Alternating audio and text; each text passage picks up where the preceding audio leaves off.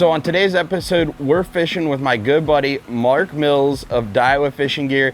He's the marketing director over there at Daiwa, a very fishy person, and I'm looking forward to getting out on the water with him.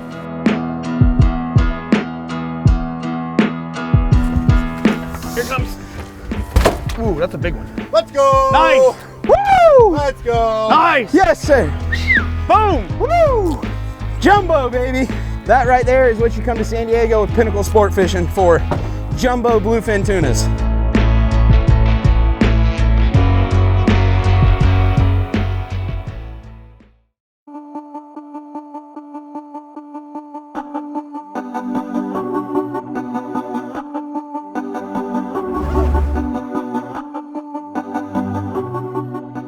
So it's been a long time coming. You've been telling me about this fishery for a long time, and it looks like we got a pretty long run today. Go chase some bluefin. I mean, you know more about it than I do. Yeah, well, welcome to San Diego, California, no doubt about it. We're gonna run up to San Diego Island, which from here, I'm guessing is probably about 65, maybe 70 miles, but it's gonna be worth it. We got a chance to catch some cow bluefin tuna, anywhere from 160 to as much as 300 pounds. So you're gonna experience what it's all about. Big Saltiga reels, big Proteus rods, you know, you're gonna get on it. You're gonna be sore by the end of the day, I hope. Well, we got Captain Austin, Pinnacle Sport Fishing. Hopefully he'll be able to put us on a couple big bluefin. I've been looking forward to it for a long time. Excellent, well, we're gonna do it. So out on the West Coast in San Diego, the fishing's totally different out there. We're chasing mahi, bluefin tuna, yellowfin tuna, a lot of pelagics, and then you have your fish you can drop to and catch rock bass and things like calico bass, things like that. But on today's episode, we're chasing bluefin tuna. So it was a 3.5, 4 hour ride out here. It was a little bit bumpy, but we're getting set up, and hopefully we'll be able to find some fish. Yeah, we're actually, you know, from where we started, like I said, about 70 miles. We're kind of off the west end of San Diego Island. Just above us here, you got Catalina Island as well. We're gonna set up here, getting the balloon all set up. That's gonna assist the kite up in the air. All you East Coast guys know what that's all about. We're doing out here. We're gonna be skipping flying fish. We gotta get those all rigged up. It should be fun. We're, like I said, looking for cowfish. So hopefully we get 200. We'll see what happens. 150, 160, maybe 2, and maybe even over that. So chasing these big bluefin tuna is really a hunt. We're looking. We've been looking for a little while now. We just spotted our first school, some big breezers, which means they're just under the surface and you can kind of see a ripple. They'll boil every now and again, but they're not big foamers. They're just very subtle. And you gotta have a good captain that really knows what he's looking for to find those fish that aren't busting. Hopefully we can get one hooked up here. So we're sending the kite up right now, and we basically get set up so when we find a school of fish, we can attach the flyer to it and send it out, and you'll basically skip that flyer right across the surface as a flying fish would do when he's flying, and that tuna is gonna come up and eat them. But you get set up, so once you find the schools, you can put out and you're on them. There's no getting it ready while you're looking at them. You're ready to go. Get the bait in front of them and hope for a bite. So the guys over at Pinnacle Sport Fishing, Captain San Diego, has it going on. These guys are unbelievable. Captain Austin was up in the tower for most of the morning as we're looking for the fish, and we're seeing these big schools of boilers and big fish busting on the surface. But when we really found those jumbo bluefins that we were looking for, they're just breezing under the water, so kind of putting up a little wake. So it's really, really important that you're paying attention, because the little subtle movements of those big fish, a big flash on their side or one big boil, those are the fish that we're targeting. Most of the fish that were on the surface busting were in that 80 to 120 pound class. We were looking for those 200, 220 pound fish, and when we found them, we were on them. This is unbelievable. We just dropped the bait right on a big school of fish. Giant, blew up right on the surface. And we are tight. All right, so we got Brandon. He's sitting down. He's on the rail. We build these rods with kind of a thick wrap on it. So the grade of fish that we're looking at right now is basically somewhere in the mid ones to, you know, right at 200 pounders and stuff like that. He's on it right now. He's sitting down. He's kind of got it kind of planted kind of on his butt, getting the turns on it. He's still got a ways to go, but at least he's kind of into it right now. Fish is acting crazy. He's really shaking his head. And with these bigger fish, you got to make sure you keep tension on them and just grind through it. I mean, you're gonna feel the burn, but that's the way it goes. So when we show up to the dock in the morning, Captain Austin of Pinnacle Sport Fishing has everything set perfectly. He's got all the baits rigged, he's got the kites ready. So when we find the fish, it's a pretty long run out there and you gotta kind of hunt for them. But once you find them, it's very important that everything is lined up perfectly, all your stuff is ready to go, and you can put your baits in front of the fish immediately. These fish will take you everywhere. You just gotta kind of follow the fish. Really nice fish right here. He's coming up to the surface. Where's he at? You're coming down. I gotta come this way. We're getting close, and this, with these tunas, is the most important fight. When they're close to the boat I'm like right this, there on it. You gotta make sure Go you're a little further, yeah. everything is right. Keep your rod low. You don't want them getting caught in the engines. Big fish. It's when they act the craziest right here. All the tuna fishing I've done over here on the East Coast chasing yellowfins is totally different than going over there and chasing the big bluefins. We're looking for breezers and boilers, and we're kite fishing for them. We're fishing flying fish. We're getting in front of the schools and fishing that flyer right on the surface, as to where over here, most of our yellowfin fishing is either chunking dead bait or trolling lures at a higher speed to get those strikes. These things are pure How you doing over there, Brandon? power. Well, I was doing good, and now I'm not. Changed its mind, huh? Reel. Coming right at us. Oh, it's right in front of us here. Next one. Scoot up to the rail. Need help? Another gaff? Let me get. Got it? Here. Hold that one. Freeze pull with the clicker on. 3, 2, 1. Oh, what is this stuff? Oh, 3, 2, 1. Watch yourself. Here it comes. Ooh, that's a big one. Let's go! Nice. Woo! Let's go! Nice. Yes, sir. Boom. Woo! Jumbo, baby. That right there is what you come to San Diego with Pinnacle Sport Fishing for. Jumbo bluefin tunas. What was that? In like freaking, as soon as we dropped back, what, 10 minutes, 5 minutes? If that? If that. First bait? The very first school of fish we dropped on, maybe a minute or two in, big bluefin. We've had, I mean, they're all around us right now. It is gonna be on for the next few hours. So this fish is gonna weigh in that 150 to 160 zone. This is a really nice fish. I'm seeing a lot of 200 and 250 pound fish around us too, but for a start, I mean, this is an unbelievable fish.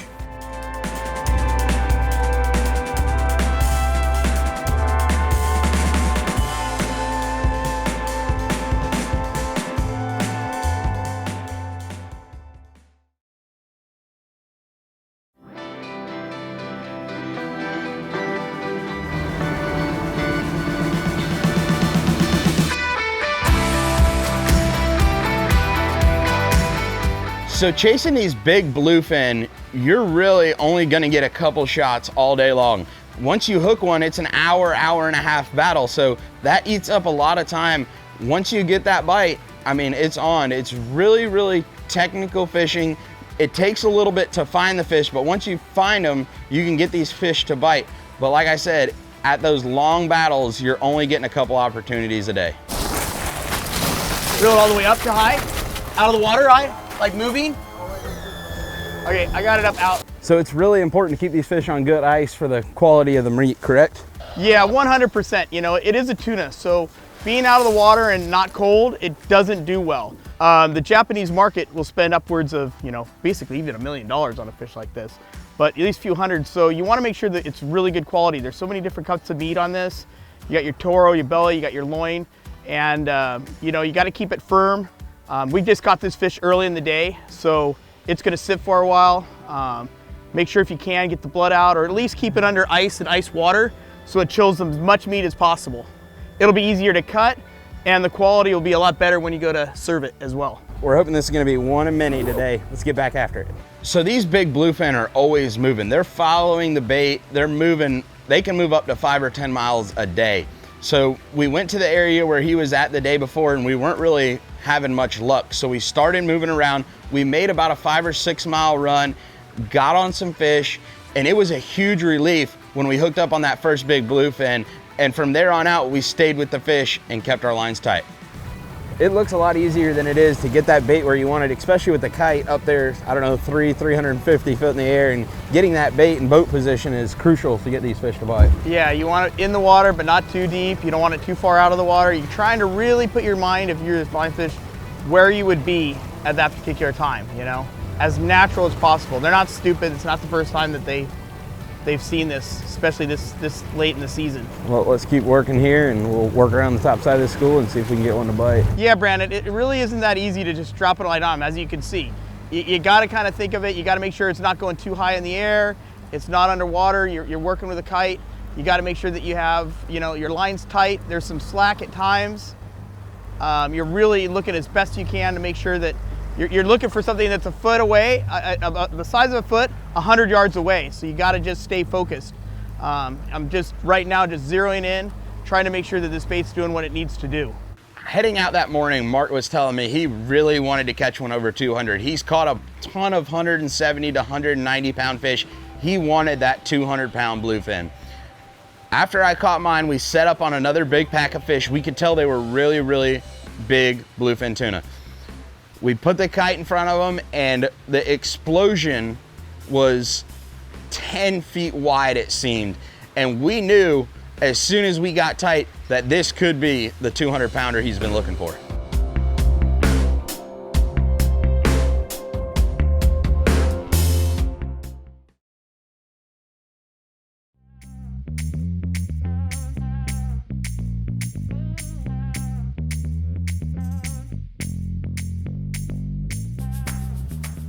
And you got him. On. We were tight. There was a giant school of breezers just came through, put the bait right in front of them, and bam, big explosion. It's a good fish. This is an absolute giant school of fish. I mean, there's a couple tons of fish. As you guys can see, there was just a huge push of fish. And we're in 2,000 feet of water, so when they're pushing water like that and that big of a wake, you know there's a pile of fish. We'll see what happens here, but we are tight. Mark, you ready for this one, buddy? I think Oh it's a yeah, big we'll one. take this one. We'll pull on it for a little bit. Don't let him Stretch whip you. out the back a little bit. Don't let him whip you. Oh, I won't. Man, that was a huge wad of fish, and I think we got a big one on right here. We'll see what happens. It's really hard to tell what size fish you have with, I mean, a 100 pounder could feel like a 200 pounder, or a 200 pounder could feel like a 100 pounder, but Oh, it took a lot of line. we'll see in about 30 minutes, hopefully. That kite thing, it's way out there when they hit it usually. So the technique that we were using catching these bluefin is we were fishing the rail rods. It was really important that you follow the fish around the boat, which at times was very difficult because the rails on the boat weren't very wide. We were having to move around a bunch. In Mark's fish, he moved around the boat 3 or 4 different times, and finally we landed them all the way in the bow of the boat, which was very tough. But you gotta follow these fish because if they touch the bottom of the boat, you're gonna break off. Woo! Yeah, boys. Oh, yeah! Oh, damn! Hell yeah! That's a big dog. Jumbo! Woo! Let's go. Woo! That's a big one. Yeah, I think we did it. Nice! Not have to do this anymore, dude. Damn! That is a freaking jumbo bluefin tuna, baby. Woo, that's a big one, dude. Like, you know you want to do that. That's fucking rad. Fuck yeah. Dude, that's a big one. So we fished all day and made a long run, and we ended up catching 2 big jumbo bluefin tuna. One was 196, I believe, and the other was 202. I mean, those are fish of a lifetime for a ton of people. So it's not a bad day just getting 2 bites out there. For the people watching, I mean, you could think that 2 fish is a really tough day of fishing, but when you're at battle with them for that long, I mean, you are going out there with the mindset that you're only gonna get a couple bites a day. So what we're doing here is spiking this fish, and it's basically gonna kill him instantly. It's a humane way of doing it. It also takes all the stress out of that fish and makes the meat a lot better. So we're gonna spike him, then we're gonna cut his throat and bleed him out, and it's gonna make a really good quality of meat on this fish, and this is a really, really nice fish. So we're gonna do the best we can to take good care of the meat, and it'll be a good dinner here soon. Dude, that is one heck of a fish. Your biggest to date. Yep, that's my biggest to date, man. Austin did it up. Let's take this thing in the barn and eat some sushi. Yes, let's go do it, dude. We may be home in time. Looking like it's kind of getting a little bit nicer out here. It's why the wind's coming at our back, so You can't We're ask going for back downhill. You can't ask for a better one to end on there. I mean, that is a trophy bluefin tuna Yeah. out of San Diego. I'll be sore tomorrow morning. Well, all the Daiwa tackle today holds up, you know, no doubt about it. You guys use it on your boat. They use it out here. We make it specifically for hardcore anglers like yourself and these guys, and it's good to have good tackle, no doubt about it, and good skippers. Yeah, absolutely. Myself and these guys out here put this stuff to the test every single day, and you got to have the good equipment to catch fish like this. And anywhere around in this salt water, I mean, it's just really important to have that good gear, and Daiwa sure has that. Well, thank you very much. Let's get out of here. Go do it. Late. Kill it. Thanks, bud. All right, guys, so we are here at the Seafood Cellar and Cafe in Crystal River, Florida. We just received our bluefin tuna from 5 Star Fish Processing out in San Diego. AJ here is going to show us kind of what they do to make this tuna excellent. Yes, sir. All right, so first thing I'm gonna do is cut this little end piece off. We'll set that to the side. A lot of blackened seasoning. I think that ought to do it. And a lot of this butter too. So you're lathering the whole thing in blackening and then in butter after that. Yes, The sir. whole thing. You're getting your skillet basically as hot as you Yep. want it, scorching. You're And fine. about how long are you going to cook this for once you put it on there? Probably like 20 seconds on each side. Okay. Not very long at all. That'll give you a Ready? nice rare middle and a... Yep. Good little sear Cooked on outside. it. Hell yeah. All right, so the key here is you don't want to overcook this tuna when you're searing it, correct? You want a really, really raw inside with Yes, just sir. a little cook on the outside. So our skillet here is, I mean, is scorching hot. Yep. So we're going to give it a couple 20 seconds on each side. Yes, sir. Okay.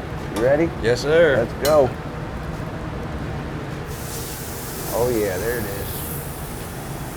Give it like good 20 seconds on that All right. side. Smells good, I They can tell you smell good that. already. Jesus. This is one of y'all's #1 selling Yes, sir. items on your menu is y'all's tuna, correct? Yep. Definitely by far my favorite thing that y'all make. Yes, sir. So there's a couple different types of tuna that y'all use. I mean, of course, the main is going to be a yellowfin. Yes, sir. Here we have bluefin, which is going to be the better eating of the two. Yep. But mostly yellowfin tuna, and for the high quality tuna stuff, you have this bluefin, and the bluefin's a little bit thicker. It's got a little bit more fat in it. Yep. Just pretty good eating. Yes, sir. So as you're cutting this, is there anything in specific that, like a thickness that you want? Do you want it thinner? What's the best bet for it? I think thinner is better. Thinner? Okay. Yes, sir. It's about as thin as you can cut it. It's really, really sharp knife is needed to get this Yep. stuff very, very thin. That's the most important part. Very pink inside, Yeah, it blood looks- basically raw, and then you have that little bit of cooked outside there. Yep. That looks good though. Yeah, it does. I see y'all have a couple different sauces on the plate that you offer to dip it in. and- Yep. We got the remoulade sauce and Asian ginger. Okay. What do you think? Absolute perfection. Yes, sir. If Thank y'all you, are man. ever in the area, come check out Seafood Cellar and Cafe in Crystal River, Florida. These guys do a phenomenal job. This is unbelievable. We're gonna go sit down and grab us a bite. Thank you guys. Thanks for coming here.